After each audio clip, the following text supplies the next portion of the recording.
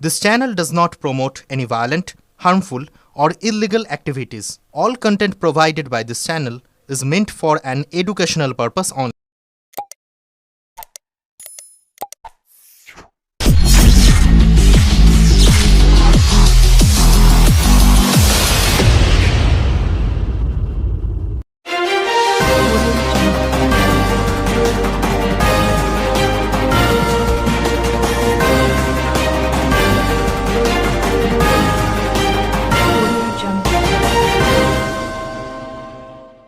একুশে জুলাই ধর্মতলা চলো কর্মসূচি শুরু।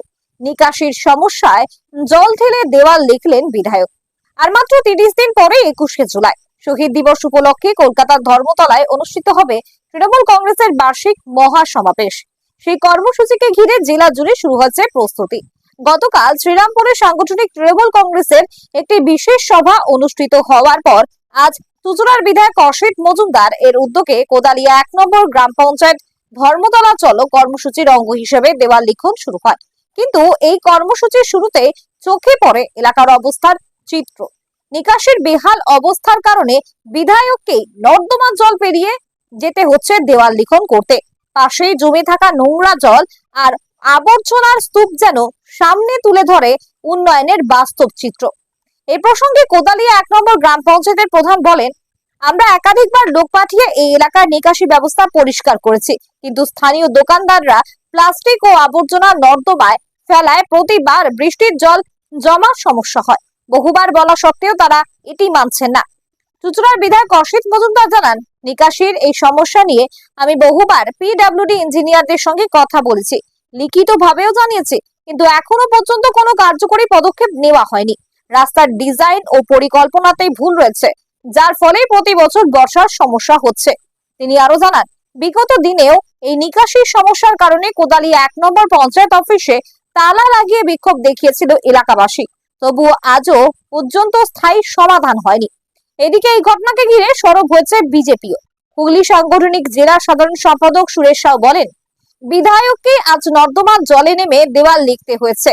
এটি প্রমাণ করে এলাকায় উন্নয়নের কি বেহাল অবস্থা। বাম জামানার পর থেকে এই পঞ্চায়েত তৃণমূলের দখলে, অথচ নিকাশির কোনো সঠিক ব্যবস্থা হয়নি। তিনি আরো বলেন, আমরা বহুবার পঞ্চায়েতে ডেপুটেশন দিয়েছি, প্রধানকে ঘেরাও করেছি, কিন্তু কাজের কাজ কিছুই হয়নি।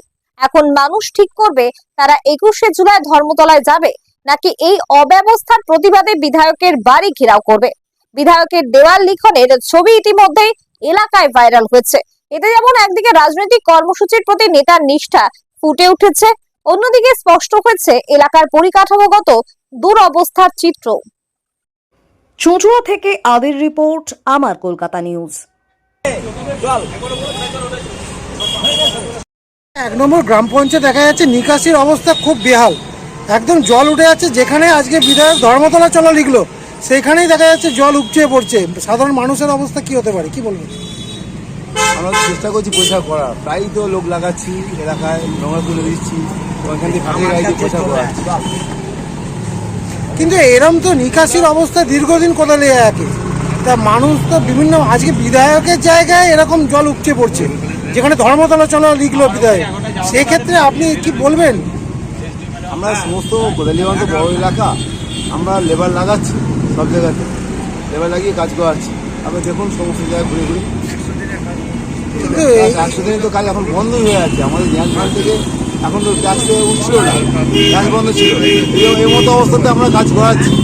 কিন্তু মানুষের তো একটা অসুবিধার সম্মুখীন হতে হচ্ছে। আমরা চেষ্টা করছি, এবং এই এলাকা আছে দোকানপাট ভর্তি, এই দোকানপাট থেকে সমস্ত যত প্লাস্টিক জাতীয় দ্রব্য সব ফেলে দিচ্ছে, জাম করে দিচ্ছে, তাও বারবার তুলে দিচ্ছি। আমরা প্রায় এই মাসে 2বার পয়সা করানো হয়েছে। আপনারা প্রতিনিধি হয়ে যদি চেষ্টা করছেন বলছেন, তাহলে সাধারণ মানুষ যাবে না। সাধারণ মানুষের দোকানদার কোনো সচেতন হওয়া উচিত। আপনারা কি প্লাস্টিকগুলো সব জমা করে ফেলে দিচ্ছে। আপনারা কিছু বার্তা দিয়েছিলেন এই যে ড্রেনের এরকম অবস্থা দোকানদারদের? হ্যাঁ, বার্তা দিয়েছি। কিছু শুনছেন না? ওরা বলতে চেষ্টা করবো আমরা না ফেলার। আজকে তো দেখা গেল ভ্যাটের পরিষেবা নিয়ে যাতে ড্রেনে না পড়ে দেখবো। নর্দমার জল মারিয়ে বিধায়ককে দেখা গেল যে দেওয়াল লিখতে, নর্দমার জল মারিয়ে, কি বলবেন? খারাপ লাগছে। আমরা দেখুন পরিষ্কার করে জল নামছে, এখনো জল নামছে, দেখুন জল নামছে। দাদা, আজকে দেখা গেল নর্দমার জল মারিয়ে ধর্মতলা চলো লিখলেন আপনি নিজেই, প্রধান বলছে অনেকবার বলার পরও কোনো সুরাহা হয়নি, কি বলবেন এই নিয়ে? শুনুন, এই যে ড্রেনটা আছে না, এটা পিডাব্লিউডির পাড়া। পিডাব্লিউডি এটাকে সঠিকভাবে করছে না। আমি পিডাব্লিউডিকে চিঠি দিয়েছি, খাদিনা মোড় থেকে কুসুয়া স্টেশন হয়ে, মানে ব্রিজের তলা হয়ে একদম সরেশ্বতী নদী পর্যন্ত 1 মাস আগে চিঠি দিয়েছি। এখানে পিডাব্লিউডির টোটাল কাজটা বিজ্ঞানসম্মত হয়নি। এই কারণে এখানে বৃষ্টি হলেই জল জমে এবং এই ড্রেনগুলো অকেজ। আমি যে চিঠি পিডাব্লিউডিকে দিয়েছি সেটা যদি কার্যকরী হয় তাহলে এই সমস্যা মিটবে। না, আপনাকেও তো দেখা গেল যে নোংরা জল মারিয়ে মানে ধর্মতলা চলো লিখলে। এই কাজটা পিডাব্লিউডি ভুলের জন্য এখানে জল জমছে। আমরা তাও দেখবেন সামনে একটা ড্রেন করিয়েছিলাম, যখন এই রাস্তা হয় আমি একটা প্রস্তাব দিয়েছিলাম এই সামনে একটা ড্রেন করার। সেই কাজ করতে করতে তলায় হাই টেনশন লাইন বেরিয়ে যায়, যার জন্যে কাজ বন্ধ হয়ে যায়। ওই ড্রেনটাও যদি হতো এখানে জল জমা বন্ধ হতো। কিছুটা হলে আপনাকে দেখা যাচ্ছে যে নিকাশির ড্রেনে আপনি পড়ে যেতেন মুখ থুবড়িয়ে। এই যে অবস্থা, কি বলবেন? না, এগুলো তো অস্বীকার করার জায়গা নেই। কেন্দ্রের বিজেপি সরকার 100 দিনের টাকা দিচ্ছে না। এই 3 দিন আগে হাইকোর্ট রায় দিয়েছে 1 আগস্ট থেকে লোক দিতে হবে। আমরা লোক পাই, এগুলো ঠিক করে দেবো। কিন্তু প্রধান বলছে যে দোকানদারদের অসচেতনতার অভাব আছে, প্লাস্টিক বিভিন্ন দ্রব্য ফেলে, তাই জন্য জল নিকাশির জল নাবে না। আমরা পরিষ্কার করাই, তারপরেও প্রধানের মতো বলেছে, ওরটা বলেছে, আমি আমারটা বললাম। আমি তো প্রধান নই, আমি আমারটা বললাম। এরপরে কি ব্যবস্থা গ্রহণ করে পিডাব্লিউডিকে আবার জানাবেন? পিডাব্লিউডি আমি যখন দিয়েছি এটা টুডে আর টুমরো হবে, না হলে আমি বিধানসভায় তুলব। কোদালিয়ায় জল নিকাশি ব্যবস্থা এতটাই খারাপ যে বিধায়ককে নর্দমার জলে দাঁড়িয়ে দেওয়ালে লিখতে হচ্ছে 21শে জুলাই ধর্মতলা চলো। আর এই অবস্থায় নতুন যে এরকমটাও নয়, বিগত বাম জমানা থেকে তৃণমূলের 15 বছর এই সমস্যার সম্মুখীন ওই এলাকার আপামর জনগণ হচ্ছে। এই বিষয় নিয়ে আমরা কোদালিয়া পঞ্চায়েতে ডেপুটেশনও দিয়েছিলাম, প্রধানকে ঘেরাও পর্যন্ত করেছিলাম।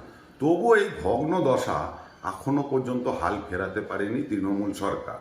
এখন ওই এলাকার মানুষ সিদ্ধান্ত নিক যে আগামী দিনে ধর্মতলায় যাবে না এই এলাকার জল নিকাশির এই ভগ্ন দশা নিয়ে বিধায়ক মশাইয়ের বাড়ি ঘেরাও করবে।